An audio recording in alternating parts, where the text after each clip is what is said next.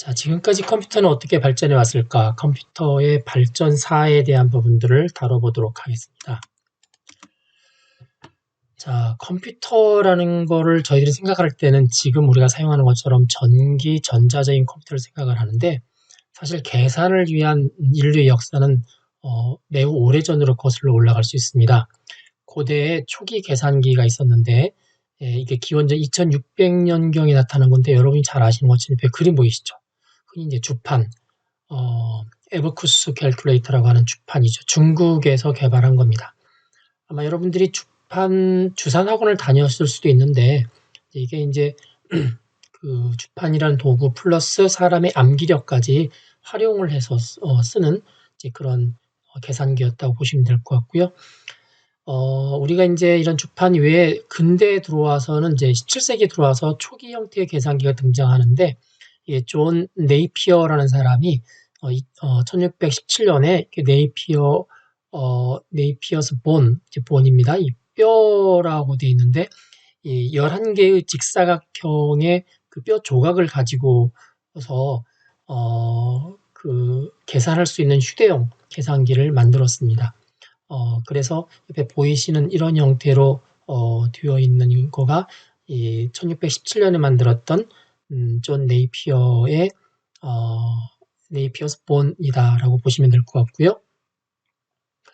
그리고 그 뒤에 이제 파스칼이라는 수학자면서 철학자면서 뭐 신학자였던 사람이 있는데, 이 파스칼이 이제 계산기로서 형태를 갖춘 최초의 계산기를 만들었는데, 이게 바로 이제 이 파스칼린이라는 겁니다. 톱니바퀴를 이용해서 만들었고요. 사칙연산 가운데서 덧셈과 뺄셈 연산만 가능하도록 되어 있었습니다. 그래서 이 파스칼린을 이용해서 파스칼이 세웠던 중요한 계산기의 활용 원칙이 있는데, 이게 첫 번째는 이제 자리 올림은 자동적으로 수행이 가능하도록 했고, 그 다음에 뺄셈은 이제 여기 있는 다이얼을, 톱니바퀴를 역으로 회전시킴으로 해서 수행이 가능하도록 했고요. 그리고 곱셈은 덧셈의 반복적인, 곱해지는 수만큼의 반복적인 수행으로 가능하도록 한 그런 계산기의 원칙을 가지고 있었습니다. 이어서 이 독일의 이 라이프니츠에 의해서 역시 이 파스칼린과 같은 톱니바퀴 형태의 계산기가 나왔는데, 이 톱니바퀴를 돌릴 수 있는 손잡이가 옆에 이렇게 추가되어 있고요. 파스칼린에 비해서는 이 곱셈과 나눗셈까지도 이 이동식 부품에 의해서 지원해주는 그런 형태의 계산기라고 볼 수가 있습니다. 이어서 독일의 뮬러라는 사람이 디퍼런스 엔진이라고 해서 미분기라는 것을 만들었고요. 그 뒤에 애널리틱 엔진이라고 해서 이 해석기관이라는 것을 만들었는데, 이 사람이 찰스 베비지입니다. 이 찰스 베비지의 해석기관 엔진은 이 미분기 이후에 업그레이드된 형태로 존재하고 있고, 보시면 숫자를 20자리까지 정확하게 표현해서 인쇄한 결과를 만들어낼 수 있다. 이렇게 이야기를 하고 있습니다. 아버지의 의한 연구에 이어서 아들인 헨리 베비지도 이 해석기관을 이어서 연구를 했던 걸로 알고 있고요. 요즘에 우리가 쓰고 있는 컴퓨터를 구성하는 컴퓨터의 그 부품들, 제어, 산술 연산, 기억장치, 출력장치 이런 기능들을 이 해석기관 엔진이 대부분 다 그 당시에 구비하고 있었습니다. 다만 기계적인 움직임에 의한 계산기였고요. 지금처럼 전기전자적인 건 아니었죠. 이 찰스 베비지의 조수 가운데에서 그 에이다 러브레이스라는 사람이 있습니다. 여기 보시면 이 에이다 러브레이스인데, 이 옆에 있는 영국의 낭만파 시인 바이런, 조지 골든 바이런의 딸입니다. 아버지는 이제 시와 이런 문학을 했는데, 워낙 그 사생활이 문란해서 이 바이런의 아내죠. 이 러브레이스의 어머니가 자기 딸인 에이다 러브레이스한테는 아버지와 같은 일을 시키지 않고 주로 과학이나 수학이나 이런 부분들을 시켜서 나중에는 이 찰스 베비지의 그 컴퓨터의 최초의 프로그래머가 됐습니다. 그래서 컴퓨터에 있어서 최초의 프로그래머는 여성이었고, 그 이름은 이 조지 골든 바이런의 딸이었던 에이다 러브레이스였다. 그리고 찰스 베비지의 그 애널리틱 엔진을 사용하는 사람이었다라고 하시면 될 것 같습니다. 저희 서울여자대학교의 인문사이드 2층에 가면 에이다 랩이라는 게 있습니다. 저희가 소프트웨어 중심 대학 사업을 받으면서 여자대학으로서 그 당시에 유일하게 받았고, 그래서 또 세계 최초의 프로그래머가 여성이었기 때문에 에이다 러브레이스 이름을 따서 에이다 랩이라고 지은 실습실이 2층에 있습니다. 1980년에 미국 국방성에서 컴퓨터 프로그램을 짤 수 있는 새로운 언어를 개발했는데, 그 언어의 이름을 이 에이다 러브레이스를 기념해서 에이다라는 언어를 만든 적도 있습니다. 자, 이제 그 다음 컴퓨터의 본격적인 태동기에 들어가면 이제 전기 전자적인 요소들을 이제 감안한 제품들이 나오기 시작하는데, 이 태블레이팅 머신입니다. 미국의 허먼 홀러리스라는 사람에 의해서 만들었고요. 그 인구 센서스, 인구 조사를 하기 위해서 처음으로 1890년에 만들었습니다. 구멍을 뚫어서 어떤 데이터를 식별하는 천공 카드나 천공 테이프에 의해서 데이터를 판단하고, 그다음에 표나 목록이나 합계들을 만드는 역할들을 했습니다. 지금 생겨진 모습 보시면 이렇게 구멍이 뚫려져 있는 종이들이 있고요. 그걸 판독하는 기계들이 있는 것을 볼 수가 있습니다. 그 다음에 이제 본격적인 전자 회로를 사용한 컴퓨터가 ENIAC이 등장을 하죠. 그래서 이 최초의 보통 전기전자적인 컴퓨터로 알려져 있는 게 ENIAC이고요. ENIAC은 Electronic Numerical Integrated and Computer의 약자입니다. 1943년부터 1946년까지 미국의 펜실베니아주에 있는 펜실베니아 대학교 유니버시티 오브 펜실베니아에 있는 그 교수하고 연구원들이 만들었습니다. 여기 존 윌리엄 머클리라는 사람하고 에커트라는 사람이 만들었고요. 밑에 페이스북 링크가 있는데 그 밑에 있는 게 ENIAC의 당시의 사진인데요.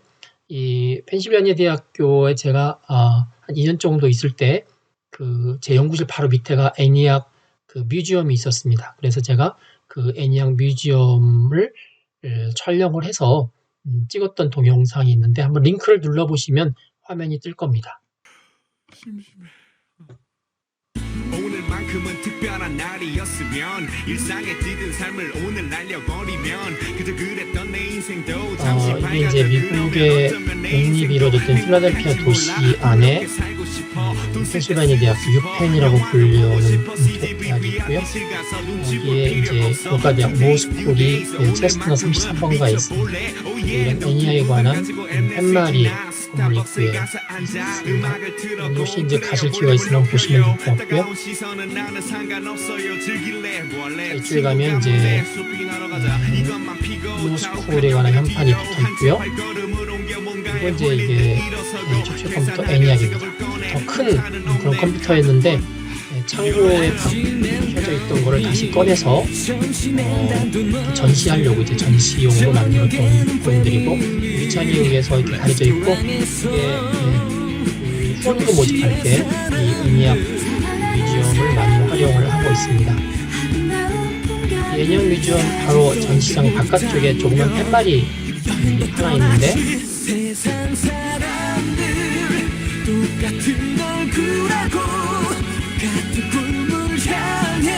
말이죠.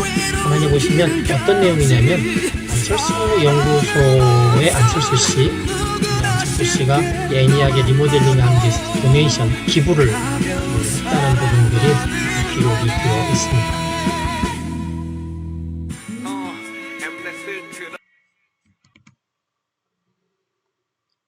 자, ENIAC으로 시작한 이제 본격적인 전기 전자적인 컴퓨터의 역사를 한번 보겠습니다. 보통 5세대로 구분하는데, 자, 1세대는 이제 1951년부터 58년까지로 많이 보고 있고요. 주로 컴퓨터를 만들 때 옆에 보시는 이렇게 주먹만한 진공관을 사용을 하고 있습니다. 이 1세대 컴퓨터의 연산 속도는 보통 1초를 1000으로 나눈 것을 미리세컨드라고 하는데 10의 마이너스 3승 정도의 연산 속도를 가지고 있고, 이 컴퓨터를 프로그래밍 할 때 보통 기계 언어나 어셈블리어라는 아주 좀 기계에 가까운 어려운 언어를 사용을 했습니다. 주로 하드웨어가 워낙 비쌌고 하드웨어 개발에 치중을 하였고요. 일반적인 사용으로서는 컴퓨터를 사용하지 않았습니다. 전력 소모량도 크고 덩치도 크고, ENIAC 같은 경우는 거대한 교실 하나 정도를 보통 진공관 2만 개 정도가 들어갔기 때문에 차지하고 그럼에도 불구하고 계산 능력이나 신뢰도는 그렇게 높지 않았고 주로 국세청 통계용이나 뭐 과학계산용으로 많이 사용을 했습니다. 자, 2세대 컴퓨터는 이 1958년이 기점이 되는 게 이제 이 포트란이라는 언어이기도 하고 또 이 트랜지스터의 등장하고도 연관이 있습니다. 59년부터 64년까지는 이제 주요 소재가 진공관에서부터 트랜지스터라는 여기 보시는 것처럼 아주 작은 반도체 소자죠. 트랜지스터로 바뀌었고 연산 속도가 1000분의 1로 줄었습니다. 그래서 보통 이제 마이크로 세컨드라고 10의 마이너스 6승 정도 됐고요. 이 당시 사용 언어가 이제 고급 언어, 사용자들한테 편한 고급 언어로 코볼, 포트란, 알골 등이 나왔습니다. 자, 하드웨어보다는 소프트웨어 중심으로 많이 전환이 됐고 이때 운영체제, 컴퓨터의 하드웨어를 잘 다룰 수 있도록 하드웨어에 근접한 소프트웨어를 운영체제라고 하는데 오퍼레이팅 시스템의 약자로 OS라고 합니다. 그리고 이제 프로그래밍을 하나만 돌리는 게 아니라 여러 개를 돌릴 수 있는 멀티 프로그래밍도 도입이 됐습니다. 부피는 작아지고 신뢰도는 굉장히 향상이 됐고요. 그리고 온라인 실시간 처리도 가능해지는 그런 세대의 컴퓨터로 볼 수가 있습니다. 자, 하드웨어 소자가 좀 더 복잡해졌죠. 앞에 트랜지스터에서부터 집적으로 인테그리티 서킷 IC로 바뀌었고요. 연산 속도도 역시 1000배가 빨라졌습니다. 10의 마이너스 9승을 보통 나노세컨드라고 부릅니다. 이 당시에 사용 언어가 이제 베이식이라는 언어인데 아주 처음 사용하는 사람들한테 필요한 그런 프로그래밍 언어고요. 파스칼, 리스프, 피에론 이런 언어들이 나왔고 그다음에 자원 하나를 여러 프로그램들이 나눠서 쓰는 보통 타임 쉐어링 시스템 기법이 개발되었고요. 우리가 지금도 쓰고 있는 OMR 카드, OCR 카드, MICR 이런 장치가 그 당시에 이제 개발이 되었습니다. 그리고 이런 컴퓨터를 이용해서 경영을 효율화시키는 MIS가 이 당시에 65년부터 74년도에 등장하기 시작했습니다. 자, 4세대는 이 집적유로가 더 밀도가 높아진 것을 고밀도 집적유로 LSI라고 하는데 이 LSI를 이렇게 사용하게 됐고요. 연산 속도는 당연히 더 빨라졌습니다. 1000배가 더 빨라져서 이제 피코세컨드라고 합니다. 10의 마이너스 12승, 10의 12승분의 1이죠. 이때 이제 C라는 언어가 나왔고 C를 기반으로 한 유닉스 같은 언어가 나왔고 앞에서 에이다 이야기했죠. 에이다 언어 등 같은 게 발명이 돼서 에이다 언어가 보편화되기 시작했습니다. 이 LSI 기반으로 한 그 CPU를 보통 마이크로 프로세서라고 하는데 이 마이크로 프로세서가 나오면서 이른바 이제 PC, 개인용 컴퓨터와 슈퍼컴퓨터가 등장하기 시작했고요. 이 시기에 이제 본격적인 네트워크가 되면서 공장 자동화, 팩토리 오토메이션이라고 하는 공장 자동화, 그다음에 오피스 오토메이션이라고 하는 사무 자동화가 이루어졌습니다. 그리고 기억 장치를 거의 무한에 가깝게 쓸 수 있는 이제 가상 기억 장치 기법, 버추얼 메모리 기법도 이 당시에 등장을 했습니다. 자, 5세대 컴퓨터입니다. 현재까지 86년부터 현재까지 있는 건데 하드웨어적으로 보면 초고밀도 집적유로를 사용을 하고 있고 femtoseconds라고 합니다. 10의 마이너스 15승 10의 마이너스 15승 초만큼 빨라지고 지금 이제 그 이상 더 빨라졌죠. 그다음 비주얼 베이직, 비주얼 스튜디오 같은 이제 비주얼 베이직, 비주얼 C, C++, 자바, 델파이 등등이 나오고 요즘은 이제 파이썬도 많이 쓰고 있고요. 웹페이지 프로그램도 많이 하고 있고요. 그다음에 인공지능 전문가 시스템, 패턴 인식, 그다음에 의사결정 시스템, 퍼즐 이론 등을 컴퓨터에 접목시켜서 복잡하고 빠른 계산들을 많이 사용을 하고 있습니다. 자, 앞에 제가 미리세컨드, 마이크로, 나노, 피코, 펜토 이야기했죠. 이게 이제 국제 단위계인데 실제로 쓰고 있는 부분들은 여러분이 많이 보셨을 것 같습니다. 메모리 많이 따질 때 몇 메가, 기가, 테라, 페타 이렇게 해야죠. 단위에 보시면 이제 10 하나 있으면 보통 데카, 2개 있으면 헥토, 그 다음에 3개 있으면 천이죠. 1000. 10의 3승. 그럼 킬로. 그 다음에 이거에 다시 1000배. 10의 6승 메가. 10의 9승 기가. 10의 12승 테라. 15승 페타. 18승 엑사. 21승 제타. 24승 요타. 앞으로 메모리나 어떤 그 컴퓨터에서 측량하는 이제 단위계는 주로 이렇게 이런 걸 많이 쓰고요. 이거는 이제 단위가 커지는 거고 이건 이제 작아지는 거죠. 보통 속도 아까처럼 명령을 처리하는 속도 이야기일 때는 작아집니다. 10분의 1 데시, 데시멀 여러분 들어보셨죠? 그다음에 10의 마이너스 2, 100분의 1을 센티, 그다음에 마이너스 3은 밀리, 밀리보다 1000분의 1이 마이크로, 1000분의 1이 나노, 피코, 펜토, 아토, 잽토, 욕토 이렇게 되어 있습니다. 그래서 이런 그 심볼들 여러분들이 기억하시고 그 각각의 단위를 기억해 두시면 종종 컴퓨터에서 이런 부분들을 예고 없이 쓰기 때문에 이런 도량형에 관해서 여러분들이 기억을 해 두실 필요가 있습니다. 자, 컴퓨터의 환경 법칙 또 하나가 있습니다. 지금 앞에 여러 가지 도량형이 나왔는데 무어의 법칙입니다. 무어의 법칙. 자, 이 무어라는 사람이 실제 이제 이 하드웨어 분야에서 나왔던 그런 규칙인데요. 반도체 칩의 집적도 같은 동일한 면적 안에 얼마나 많은 칩이 들어가느냐 하는 걸 집적 들어가는데 2년마다 보통 2배씩 증가한다 라는 겁니다. 이게 이제 무어의 법칙이어서 시간이 지날수록 집적도는 높아지고 빨라지고 가격은 싸지고 이게 이제 무어의 법칙이죠. 데이터 양은 2년, 통신 속도는 1년에 2배씩 증가한다. 그래서 점점점 하드웨어는 작아지고 저렴해지면서도 강력하고 빠르게 발전한다. 이게 이제 무어의 법칙입니다. 여러분들 보시면 지금 이쪽에 소개하고 있는 게 이제 옛날의 애플 컴퓨터죠. 여기 보시면 모니터가 있고 키보드가 있고 여기 이제 보조 기억 장치인 하드디스크가 있습니다. 제가 대학 때 이 애플 컴퓨터가 나왔었는데 이 하드디스크가 굉장히 비쌌거든요. 하드디스크의 용량이 지금은 상상을 못할 정도로 작았는데 20메가입니다. 20메가라는 건 지금처럼 기가를 다루고 있는 사람들한테는 터무니없이 작은 거죠. 그래서 20메가 정도였고요. 요 시스템 전체가 한 130만 원 정도, 150만 원 정도였습니다. 그 당시에 대학 등록금이 70에서 80만 원이었기 때문에 대학 등록금 2배를 줘야만 살 수 있는 이제 그런 시스템이었다고 볼 수가 있습니다.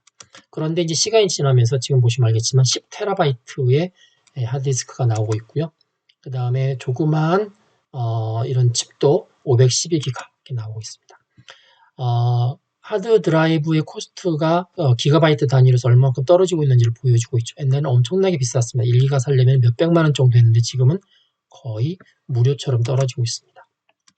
저장 단위도 늘어나죠. 바이트, 킬로바이트, 메가바이트, 기가바이트, 테라바이트. 요즘에 이제 외장 하드 사면 보통 테라바이트 단위고요. 테라바이트보다 1000배가 페타, 엑사, 제타, 요타 이렇게 되어 있습니다. 여러분이 이 단위를 꼭 외우시기 바랍니다. 그래서 1엑사바이트 정도 되면은 미의회 도서관에 안에 있는 자료의 약 10만 배 분량의 크기다. 여러분들이 그렇게 이해하시면 될 것 같습니다. 자, 컴퓨터는 앞으로도 계속적으로 발전하는데 앞으로 나타날 컴퓨터는 이제 이런 기능들이 더 추가될 것이라 보고 있습니다. 벌써 이미 4차 산업혁명에서 나타나기 시작했죠. 추론입니다. 추론. 이미 저장하고 있는 정보나 지식들을 토대로 해서 컴퓨터가 사람의 도움 없이 어떤 문제에 관해 스스로 유추해서 결론을 얻어내는 이제 능력을 말하고요. 학습 기능입니다. 컴퓨터가 문제에 관해서 필요한 데이터를 스스로 학습해서 문제를 찾아가는 거고요. 그다음에 지식 데이터베이스죠. 일반적인 데이터베이스는 이제 데이터를 축적을 해놓은 건데 그 데이터 안에 데이터베이스에 축적되어 있는 데이터나 지식들을 토대로 해서 검색도 되고 어떤 문제에 맞는 그 추출이 이제 가능해지는 거고요. 지적 인터페이스는 뭐냐면 사람하고 컴퓨터하고 인터페이스가 마치 사람하고처럼 언어로도 직접 통하고 음성으로도 직접 통하고 제스처로도 직접 통하는 일종의 이제 사람하고 컴퓨터 인터페이스, 보통 휴먼 컴퓨터 인터페이스 HCI라고 하는데 그 인터페이스가 정말 똑똑해지게 발전할 것이다라고 이제 예측을 하고 있는 겁니다. 자, 이상 컴퓨터의 발전사에 대해서 알아봤고요. 나중에는 이제 컴퓨터가 점점 빨라지고 커지고 싸지고 그러면서 도량에 관한 이야기가 나왔었죠. 그러다 보니까 이제 뭐 10의 3승, 10의 6승, 보통 1000단위로 커지거나 1000단위로 작아지는 것을 볼 수가 있었는데 잠깐 쉬어가는 페이지면서 여러분들한테 숙제를 하나 한번 낼 테니 한번 보시겠습니까? 자, 신문의 두께를 한 1mm 정도라고 가정을 하고요. 신문지의 넓이는 이제 보통 우리가 보는 신문지가 아니라 이제 제한이 없다고 가정을 하겠습니다. 그리고 신문지를 이제 반씩 접습니다. 접은 걸 또 접고 그러면 이제 이렇게 점점 두께가 늘어나겠죠. 몇 번 정도 접으면 두께가 지구에서 달까지의 그 길이만큼 두꺼워질까? 자, 뭐 문제를 보면 이렇습니다. 지구에서 달까지 길이가 약 38만 4,000km죠. 이게 1mm니까 이거 mm로 환산하면 될 텐데, 그래서 한 번 접으면 1mm가 2mm, 2mm를 한 번 더 접으면 4mm, 4mm를 더 접으면 8mm. 이게 이진수의 세계인데, 아까 이제 10진수처럼 이진수도 제곱을 하면 이제 2배, 4배, 8배, 16배 이렇게 커지죠. 옆에 보시면 이런 표가 있습니다. 2의 0승은 1, 2의 1승은 2, 2의 2승은 4, 2의 3승은 8. 자, 한 번 접으면 2, 두 번 접으면 4, 세 번 접으면 8. 자, 38만 4,000km가 되려면 어느 정도가 될지 한번 여러분들이 계산해 보셔서 이 컴퓨터에서 사용하는 이진수와 그다음에 거듭 제곱의 유력을 한번 체험해 보시기 바랍니다.